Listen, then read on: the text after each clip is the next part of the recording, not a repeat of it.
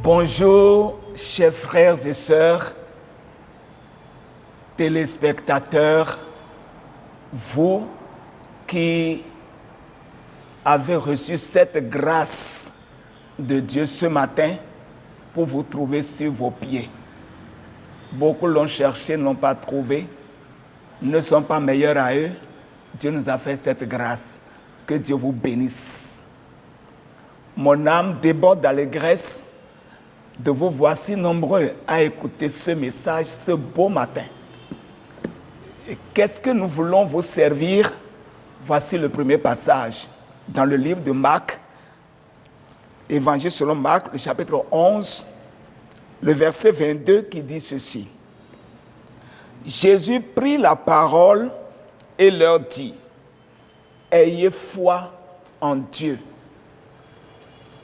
Jésus prit la parole et leur dit, « Ayez foi en Dieu. » Ce matin, je voudrais m'adresser spécialement à toi qui m'écoutes ce matin. Ayez foi en Dieu. C'est ce que le Seigneur nous dit ce matin. Tu as des heures à parcourir dans la journée. À chaque heure de la journée, Dieu veut te voir vivre et parler par la foi. Vous savez, c'est une chose dangereuse de dire qu'on est chrétien et qu'on n'ait pas la foi en Dieu. Je ne sais pas ce que tu veux traverser, je ne sais pas les programmes qui sont devant toi, je ne sais pas ce que tu vas rencontrer dans la journée et je ne sais pas non plus les projets que tu as déjà mis sur pied avant de voir ce jour. Mais je voudrais te dire que Dieu est capable de te donner du succès à chaque étape de tes projets. Dieu est capable de te donner la joie. Dieu est capable de te donner du succès. Dieu est capable de t'accompagner de sorte que le projet que l'ennemi a élaboré sur ta vie ne se réalisera pas à cause de la présence de Dieu. Dans cette journée, ce que ton cœur désire, Dieu est prêt à te l'accorder. Il est le même hier, le même aujourd'hui et le même éternellement. Rien ne lui est impossible. Vous voyez, le moment où Dieu disait aux disciples, ayez foi en Dieu, qu'est-ce qui s'était passé? C'est ce qui ne s'est jamais passé dans l'histoire, c'est ça qui s'est passé. Et Dieu a toujours de nouvelles choses dans sa main, dans sa vie. Il a de nouvelles choses à encore faire aujourd'hui. Ce qui n'est jamais entré dans tes oreilles, que tes yeux n'ont jamais vu, qui n'est jamais entré dans tes pensées, Dieu est toujours prêt à le faire. Qu'est-ce qui s'est passé? La veille, ils étaient de passage. Et Jésus a vu un figuier. Il était allé sous le figuier dans l'espoir de trouver des figues. Mais malheureusement, le figue n'est pas sorti. Il n'a pas trouvé de figues sur l'arbre. Et il a ouvert la bouche et il a parlé. J'ai dit quoi tout à l'heure? Il a ouvert la bouche et il a parlé. Il a dit que personne ne mange plus de fruits sur cet arbre-là. Quand il a prononcé la parole, ils sont partis. Les disciples ont bien écouté, surtout Pierre. Et quand ils sont partis à Jérusalem, le lendemain, à leur retour, Pierre a gardé ce que le Seigneur a dit. Il a gardé ça dans sa tête. Parce que Pierre savait que Jésus qu'il est en train de suivre, il a découvert que Jésus est celui qui parle et la chose arrive.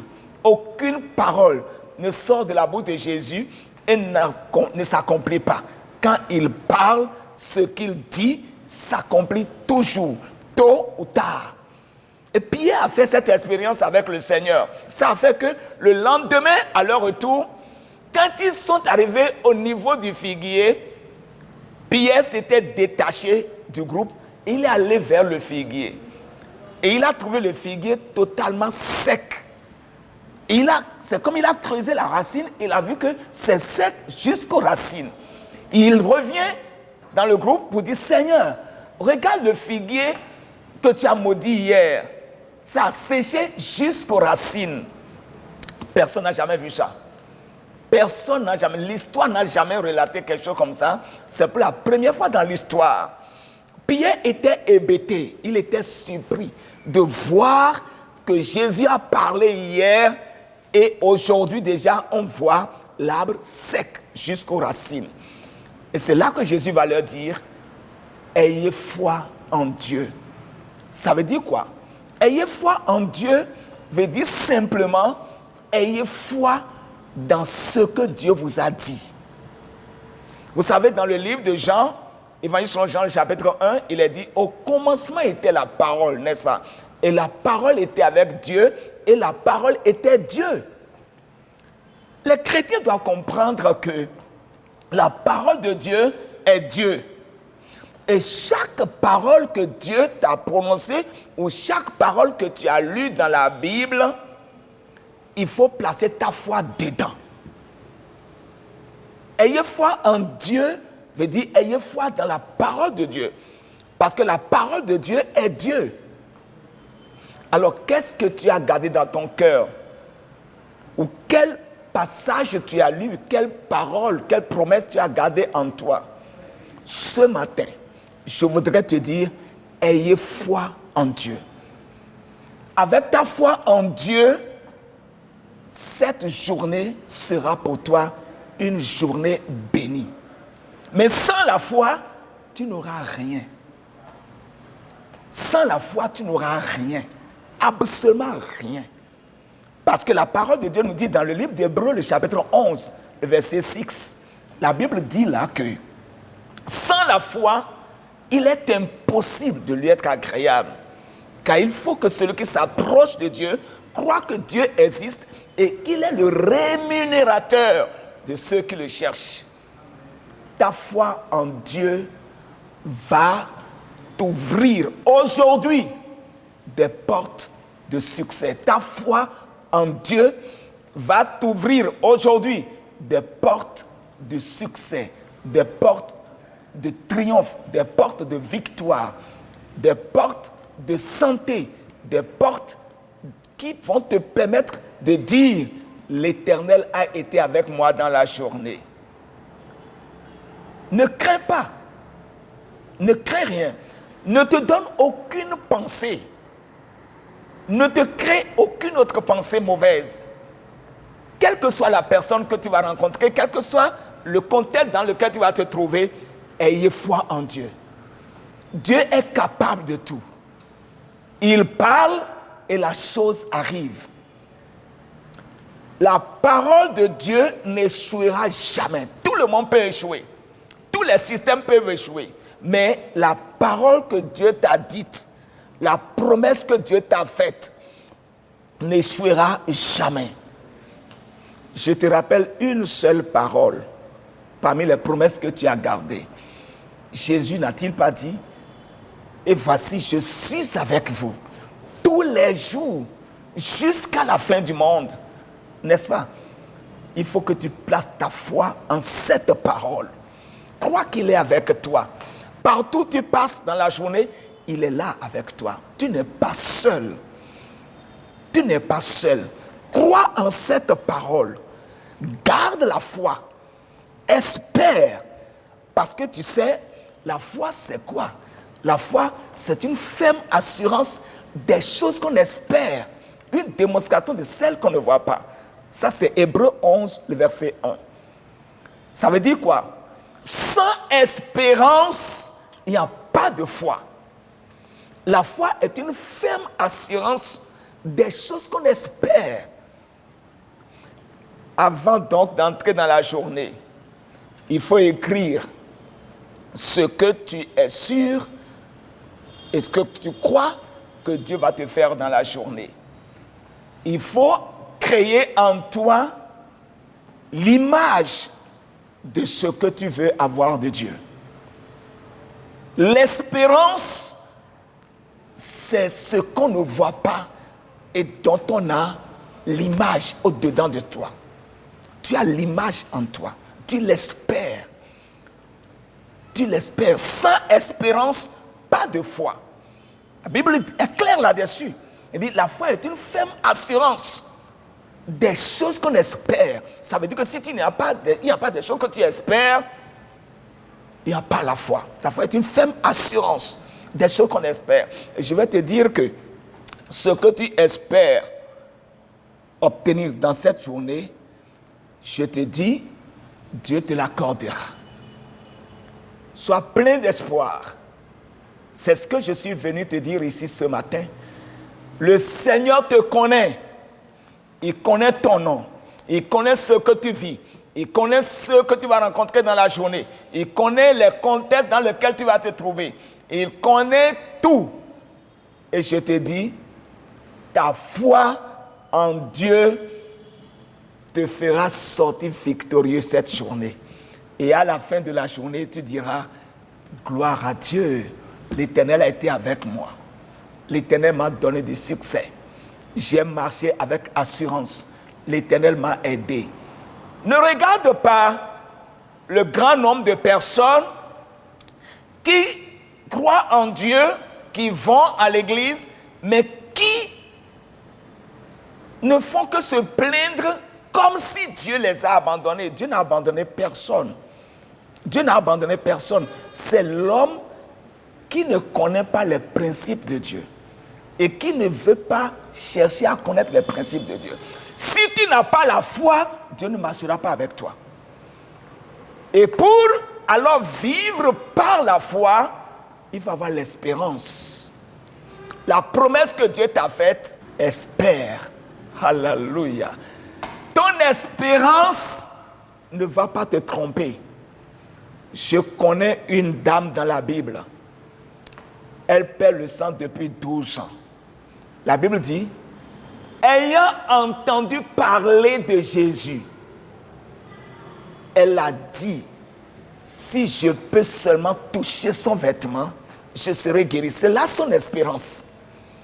Elle a créé au-dedans d'elle une image d'une femme qui touche seulement le vêtement de Jésus et elle est guérie. Elle a créé en elle cette image-là. Et quand elle a entendu que Jésus est en train de passer, elle a laissé tout ce qu'elle est en train de faire. Elle est sortie pour matérialiser son image, son espérance. Quand elle est sortie, elle a trouvé une grande foule.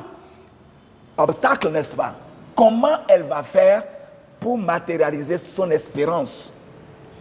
Elle est entrée dans la foule. Elle n'a pas craint ce que les gens vont lui dire. Elle n'a pas craint les insultes. Elle n'a pas craint les coups de pied. Elle n'a pas craint ce que les gens vont faire. Elle allait parce qu'elle a une espérance.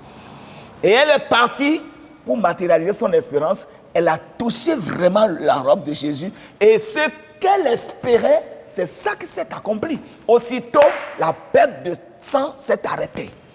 Elle était guérie. Elle a obtenu ce qu'elle cherchait. Elle a été satisfaite. Elle a été récompensée. Il en sera comme ça pour toi aussi. Si ce matin, tu peux créer dans ton esprit une espérance face aux différentes rencontres que tu auras, les lieux où qu'est-ce que tu veux en ce lieu là-bas? Dans la rencontre avec cet homme, qu'est-ce que tu veux? Dans la rencontre avec cette femme, qu'est-ce que tu veux? L'autorité que tu veux rencontrer, qu'est-ce que tu veux? Il faut avoir une espérance en toi. Et ton espérance s'accomplira.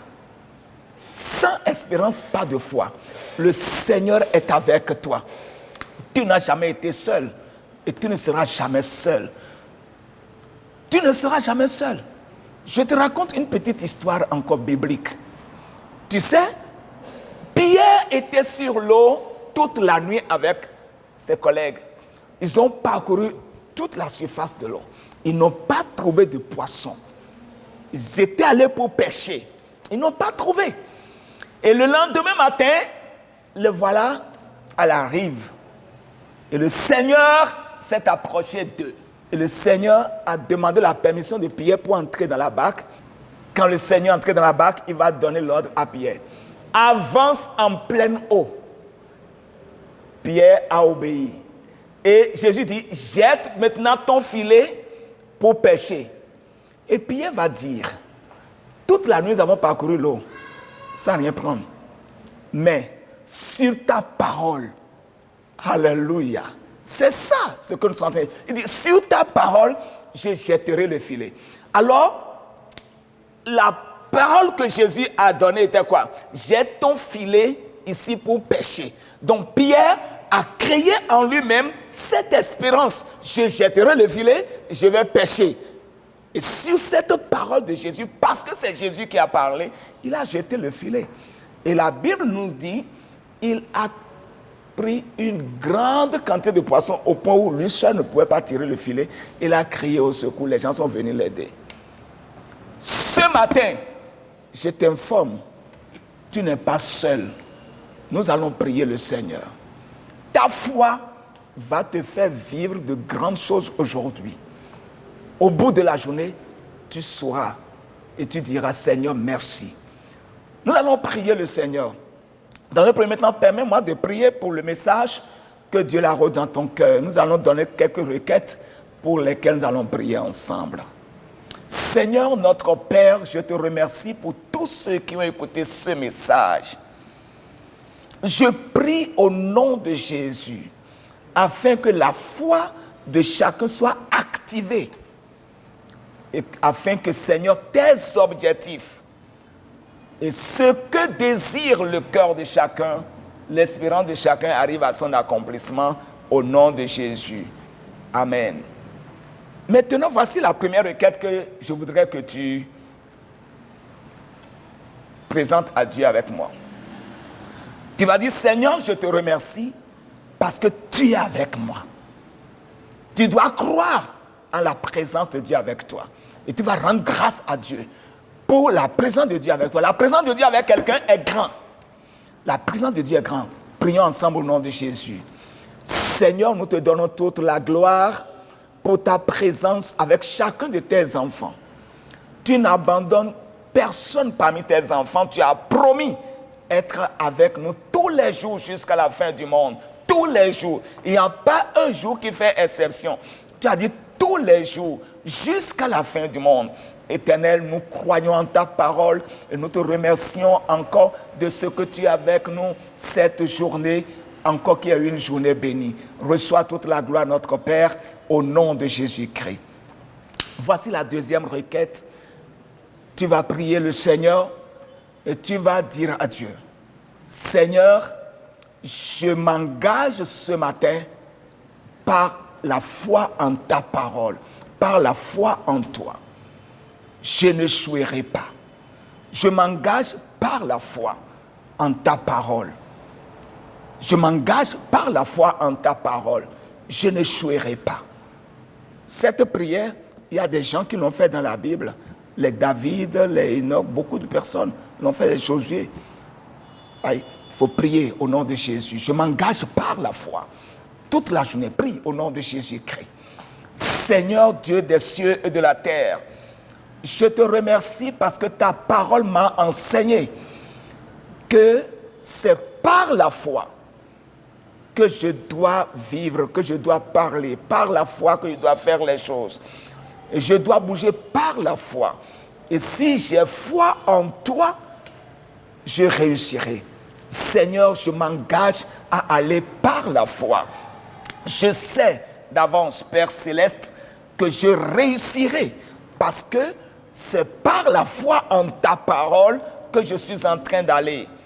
Les Pierres ont eu foi en ta parole, ils ont réussi.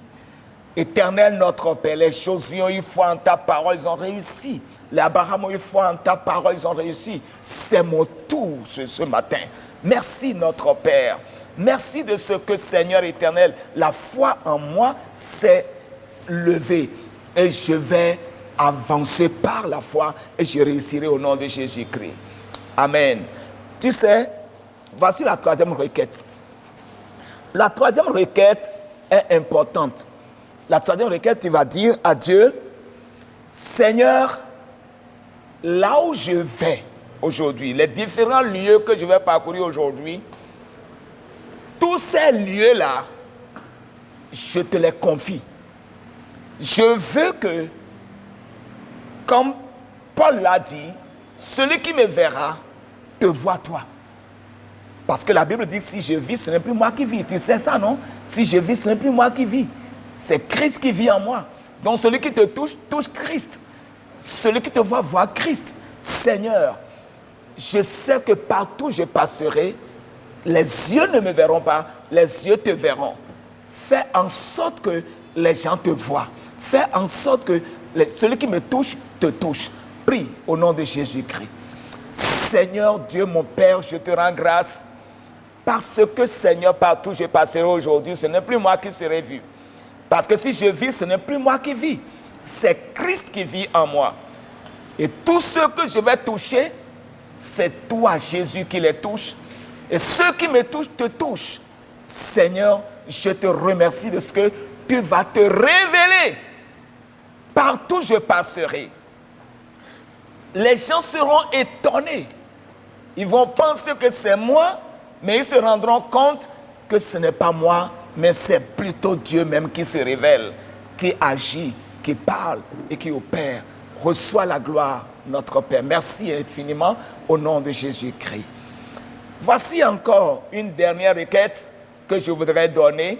Et après cette requête, moi-même, je vais prier pour toi pour clôturer cette séance de la prière matinale.